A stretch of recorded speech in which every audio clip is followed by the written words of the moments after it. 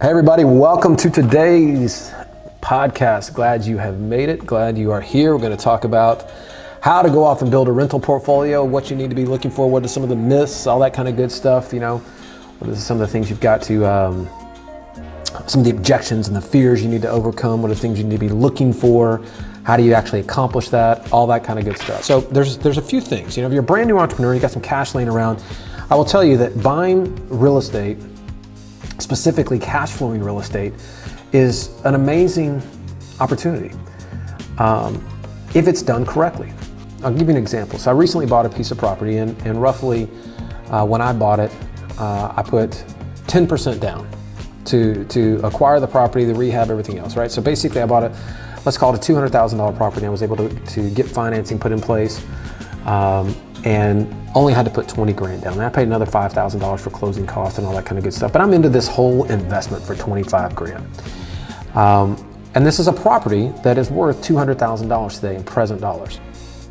Now the property, after financing, after everything, after taxes, insurance, depreciate, I should say taxes, insurance, and debt service, I'm basically making $350 a month on this property.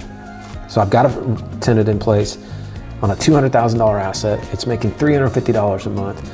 I mean, quick math, you're roughly looking at $3,000 or $300 a month, 12 months, that's $3,600 a year, another 50. So basically making $4,200 a year after everything, cash flowing on a property. I've only had $25,000 in it. So just my cash on cash return, right? $4,200, my 25 grand at a $4,200 clip year after year, it's roughly going to take me a little over 5 years and I'm going to get all my original cash back, right? Just purely out of cash flow. But it gets better than that because I'm taking that $350 and I'm accelerating the payment. Every extra dollar I get, I'm accelerating the paying down the principal. So this is on a 15-year note, and I will look up in roughly 11 years, the whole thing will be completely paid for. So in 11 years, I will have laid out a $25,000 check, and in less than 11 years, they will hand me back, I will have an asset that by then, let's just say it's appreciated 2% a year, so 22%. So this $200,000 asset will now be worth $240,000. So I will lay out 25 grand and turned it into $240,000, a 10x return on the money. And again, let's just call it 10 years. It's going to be right at a little over 10, it'll be closer to 11. I will have gotten a 10x return on the money, but it's better than that because by then when all of the debt is paid off, now what I will be getting is $2,000 a month, no longer $300. I'll be getting $2,000 a month. 12 months. Now this is a $240,000 asset that I paid $25,000 for that actually spits out $25,000 in gross rent income every year as well. Now you don't have to be a rocket scientist to figure out that's a sure, clear way to create wealth and to do it, all things considered, in a very, very easy way. You're investing in an asset, a hard asset, by the way, that is real estate. It's dirt.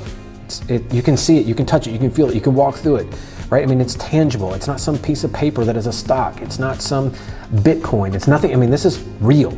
It's a very, very tangible. And by the way, not only is it real, but the friggin' bank will loan you 75 to 90% of the actual property. They'll literally finance your investment for you. And oh, by the way, somebody else is going to pay all the debt service on it. I mean, when you start to add up all these things, it's amazing. And then on top of all that, oh, by the way, you can depreciate that asset 3% of a year. So you're getting a tax benefit every single year to reduce your taxable income every year because of this particular investment as well.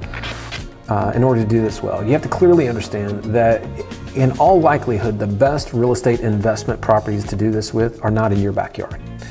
For instance, I live in San Diego, California right now. La Jolla, California specifically, one of the most expensive zip codes in the country, and buying a rental property here or anywhere inside of 50 miles of here is just kind of pointless, especially considering that I know, because of our business, that there are much better places to invest our money in Dallas, in Houston, in Memphis, in Little Rock, in Oklahoma City, these other markets that I know are really cash flow markets for single family homes, which means you have to get very comfortable investing in a property that is away from you, that you're not going to manage, that you're not going to sit there and have anything to do with. You're going to treat it just like you would pretty much treat any other investment. If you bought a stock, you don't get on a plane and fly out and go sit down at the CEO's desk and say, I'm investing in your company, now let's talk about it. You need to learn, which kind of takes me to the next thing, you need to learn to look at properties as investments. Most of us are accustomed to buying houses because it's our house, it's our primary residence. This is the way we look at it, we're emotional about it. We walk through and we have emotional connection with a property, and that's the way we look at it. Real estate investing is not that. Real estate investing, this produces income. First off, you have no business investing in anything that doesn't produce income today, in today's dollar. You're buying it at, based on the cash flow that it's generating today. Is it a good property? Has all of the maintenance been done on the property? Has everything that needs to make it a sound investment for the next 5 years been done to the property right now? Are there good tenants in place? Are they long-term tenants? What's their financial situation? Is it in a city where economically things are growing? Or is it in a dying?